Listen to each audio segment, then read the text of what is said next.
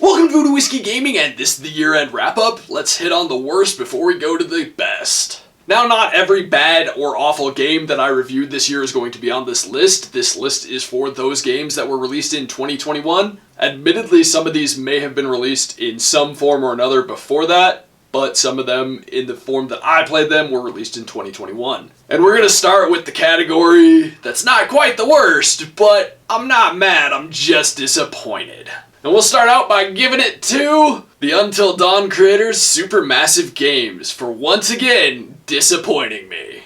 House of Ashes, based on the trailer, was a game that I was very excited for, I was really interested in, and it was doing so damn well. And then their weird twist at the end just kind of shit on everything. Had they not put that one twist in there, I would have loved this game. This would have been the first in the Dark Pictures anthology that I would have fully loved. After that is Sherlock Holmes Chapter 1. I have enjoyed the Sherlock Holmes games thus far enough so to review them, and Chapter 1 started off really rough for this new story that they're going to be telling. It left a lot of room for improvement, and based on what they had made previously, I had fairly high hopes for this, and what they delivered left me, well, disappointed. So those are the ones that I was disappointed in.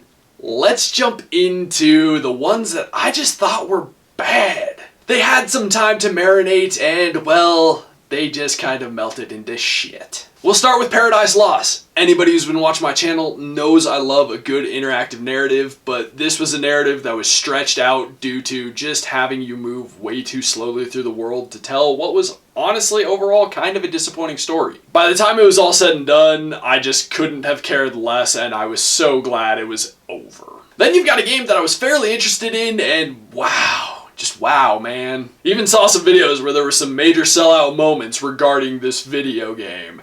And it is Biomutant. It looked like shit, it played in a boring way, the story wasn't interesting, the dialogue was fucked. I just don't even know if there was anything worth really talking about anymore. It's something I wasted money on, and I hope you guys didn't. Next up is Werewolf Earth Blood Apocalypse. I don't remember. Something along those lines. Could have been amazing. You got to play as a werewolf, you got to do sneaky werewolf things, you got to do aggressive werewolf things, but the story was so heavy-handed that they may as well have just come to your house, hit you in the face with a baseball bat. And the problem was, it wasn't a good story, they just cared about the message and they wanted to beat you to death with it. They didn't care if they made a good game, they just cared about delivering their message, so why even bother making a fucking game? Let's move on past that one into the horror game that I was most excited for and then most let down by. Song of Horror. While I do think story-wise there were some good moments, the gameplay just fell apart and it stopped being scary. Those QuickTime events at first, that was a good addition. At first they scared the shit out of me, but then they got so predictable that it became easy, and at that point, what's the point of having them? But to put it simply, at the end of the day, I really didn't enjoy myself with this game. I really wanted to, I was really hoping to, but then when it was all said and done, I just was glad that I was done with it. And I'm hoping we get something far better next year.